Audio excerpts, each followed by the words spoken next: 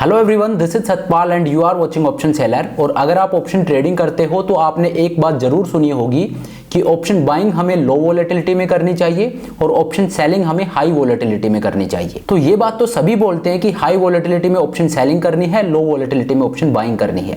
लेकिन high volatility और लो volatility होती क्या है? What is the definition of high VIX and low VIX? तो आज के इस वीडियो में मैं आपको यही बताऊंगा कि वोलेटिलिटी क्या होती है, या आपको कैसे देखनी है, और हाई वोलेटिलिटी क्या होती है और लो वोलेटिलिटी क्या होती है।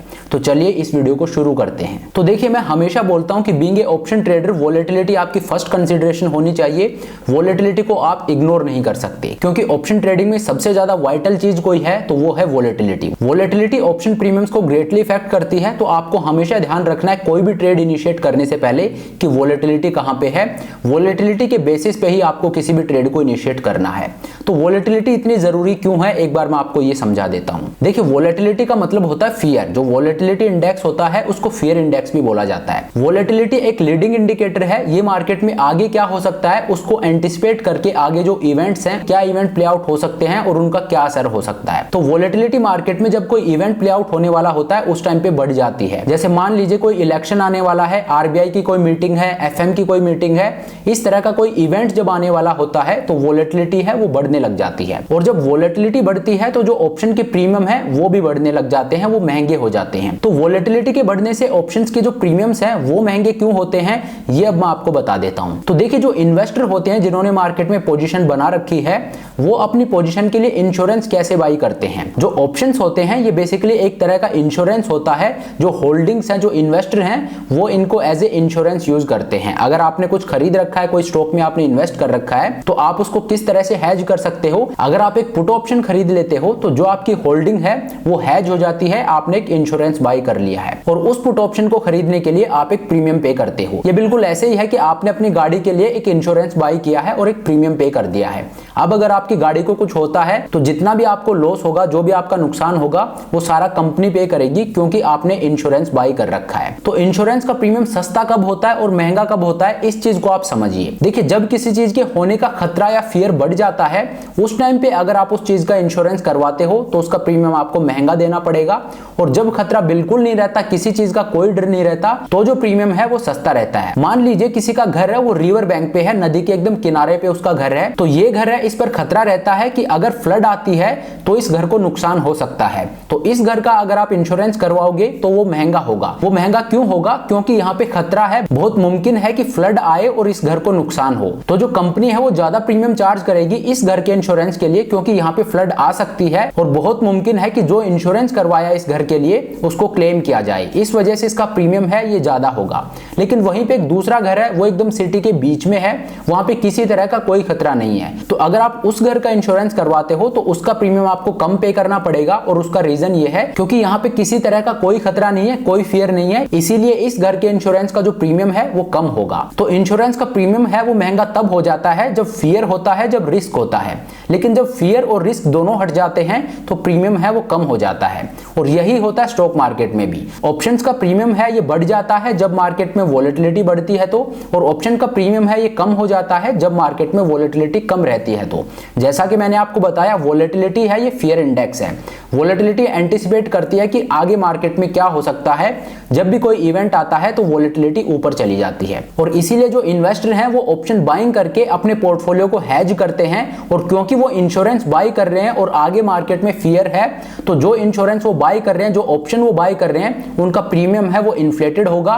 क्यों? क्योंकि आगे रिस्क है, आगे एक इवेंट खड़ा है, उस इवेंट की वजह से मार्केट ऊपर नीचे किसी भी तरफ जा सकता है। तो वो अपनी पोजीशंस को हैज करने के लिए ऑप्शंस को बाई करते हैं। और क्योंकि मार्केट में इवेंट की वजह से अभी फियर चल रहा है तो वोलेटिलिटी है वो ऊपर जा रखी है, और वोलेटिलिटी ऊपर गई है, इस वजह से ऑप्शंस का प्रीमियम है वो भी ऊपर गया है। तो इसीलिए कहा जाता है कि ऑप्शन सेलिंग आपको हमेशा हाई वोलेटिलिटी में करनी चाहिए, क्योंकि आपको जो प्रीमियम है वो महंगा मिलेगा। तो महंगे प्रीमियम को आप सेल कर सकते हो। और ऑप्शन बाइंग है वो आपको हमेशा हमेशा लो वॉलेटिलिटी में करनी चाहिए, क्योंकि जब वॉलेटिलिटी लो होती है तो ऑप्शंस का प्रीमियम है वो सस्ता होता है, और जब आप ऑप्शन बाइंग करते हो तो आप प्रीमियम पे करते हो। तो ऑब्वियसली आप यही चाहोगे कि आप सस्ते में ऑप्शंस को बाई करो। अब मैं आपको बताता हूं कि आपको वॉलेटिलिटी देखनी कहां पे है और हाई और लो वॉलेटिलिटी क्या होती है। तो देखिए, वॉलेटिलिटी को ट्रैक करने का एक इंडेक्स होता है जिसको बोलते हैं इंडिया विक्स। आप लोगों को पता भी होगा, इंडिया विक्स है, ये वॉलेटिलिटी को दिखाता है कि मार्केट में वॉलेटिलिटी क्या है। तो आपको कोई भी ट्रेड इनिशिएट करने से पहले इंडिया विक्स को देखना है कि इंडिया विक्स कहां पे ट्रेड हो रहा है, उसके हिसाब से आपको ट्रेड लेना है।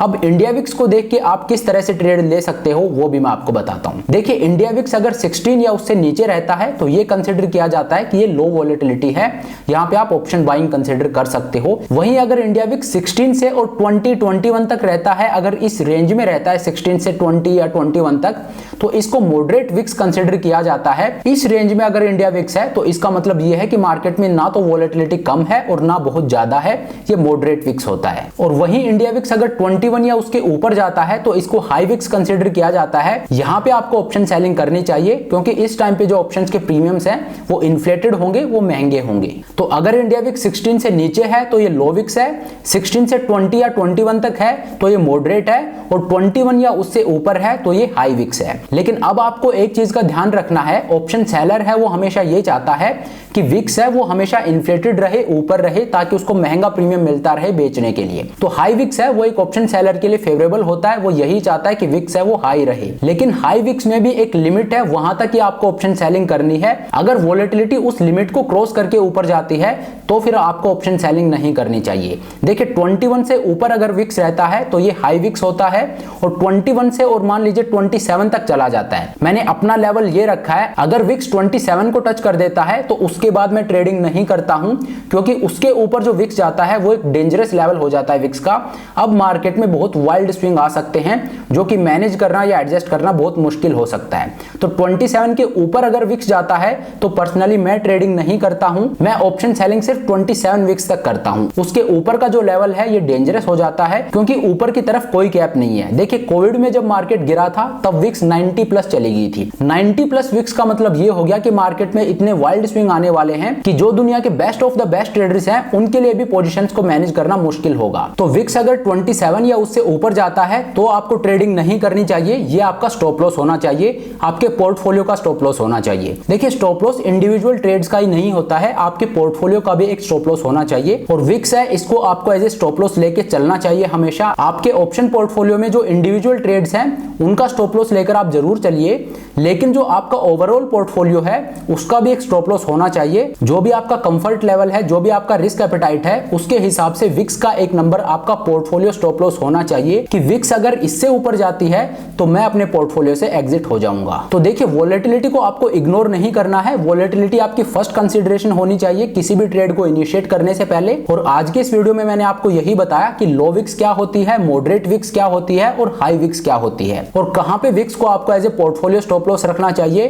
कि उस लेवल के बाद आप ट्रेडिंग ना करो। तो मैं एक बार फिर से रिपीट कर देता हूं, अगर विक्स 16 से नीचे है तो ये लो विक्स कंसीडर की जाती है, अगर 16 से 21 तक है तो ये मॉडरेट विक्स कंसीडर की जाती है, और अगर 21 या उससे ऊपर है तो ये हाई विक्स कंसीडर की जाती है। 16 से जब नीचे होती है तो आपको ऑप्शन बाइंग करनी चाहिए, 16 से 21 तक जब रहती है तो आपको मॉडरेट वेगा स्ट्रेटजीज को ट्रेड करना चाहिए, और जब 21 या उससे ऊपर जाती है तो आपको ऑप्शन सेलिंग करनी चाहिए, और 27 से ऊपर अगर विक्स जाती है तो आपको फिर ट्रेडिंग नहीं करनी चाहिए। That should be your portfolio stop loss. तो चलिए आज के इस वीडियो को यहीं पे खत्म करते हैं। मैं वीडियो को बहुत लंबा खींचना नहीं चाहता हूं, लेकिन मैं दूसरा वीडियो बहुत जल्दी लेके आऊंगा जिसमें मैं आपको बताऊंगा कि वॉलेटिलिटी के हिसाब से आपको कौन सी स्ट्रेटजी ट्रेड करनी चाहिए। तो ये वीडियो मैं बहुत जल्दी लेके आने वाला हूं। तो चलिए अब आज के इस वीडियो को यहीं पे खत्म करते हैं। Thank you so much for watching the video. अगर आपकी कोई क्वेरी हो तो आप मुझसे कमेंट करके पूछ सकते हो। आई होप ये वीडियो आपको पसंद आया होगा, आप में एज ए ट्रेडर एक वैल्यू एडिशन हुई होगी। अगर वीडियो अच्छा लगा तो मेक श्योर आप वीडियो को लाइक करें, चैनल को सब्सक्राइब करें। This is Satpal signing off.